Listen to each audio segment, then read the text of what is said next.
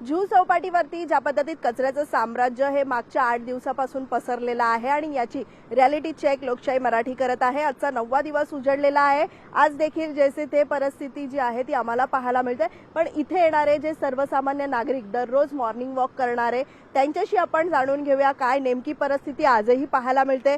मात्र तुम्ही किती वर्षापासून किती दिवसापासून जुहू चौपाटीवरती वॉक करता, काय परिस्थिती आहे नेमकी?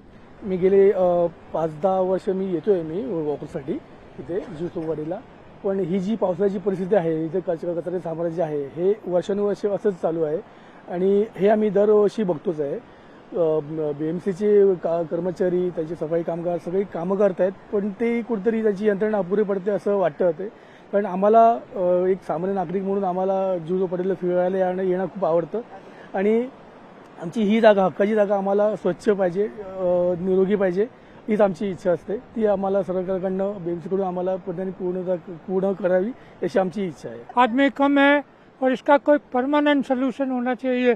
आदमियों से काम भी नहीं हो सकता। ये जो यंत्रणा लगनी चाहिए वो यंत्रणा है क्या है? यहाँ पे दिख रहा है मशीनरी लगनी चाहिए, ये आदमियों से नहीं हो सकता है।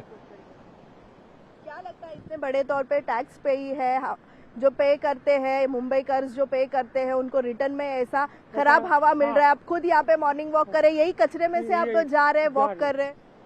सही बात है, ये ऐसा नहीं होना चाहिए बट है। क्या लगता है कहाँ पे काम रुका है? कॉन्ट्रैक्टदार को कहीं तो कॉन्ट्रैक्टदार का जो कॉन्ट्रैक्ट है वही कहीं तो छुपाया गया है या फिर मशीनें और लगानी पड़ेगी, इतनी मशीनों से काम नहीं होगा। दर दिवशी येऊन आम्ही ह्या सगळ्याच परिस्थितीचा आढावा घेणार आणि सर्वसामान्यांना स्वच्छ हवा मिळावी यासाठीचा आमचा पूर्णपणे प्रयत्न आहे। त्यामुळे पालिका प्रशासनाला आज तरी जाग येते का? महापौर आज तरी या जुहू चौपाटीची पाहणी करायला येतात का? याकडे प्रामुख्याने आमचं लक्ष राहणार आहे। जर्नलिस्ट विनीत पेंडेकरसह मीनाक्षी म्हात्रे, लोकशाही मराठी, मुंबई।